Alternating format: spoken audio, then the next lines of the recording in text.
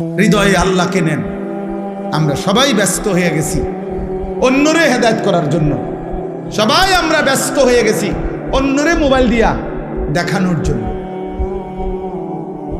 মনে হয় যেন আমি তো হুজুর আল্লাহর রহমতে আমনগো দোয়ায় জোনায়েদ বাগদাদি হয়েই গেছি, এখন আমি চেষ্টা করতে আছি অন্য মানুষের আব্দুল কাদের জিলানী বানাইতে। আমাদের ভাবটা এমন হয়ে গেছে, আমরা বেশি আত্মবোলা, আপন ভোলা।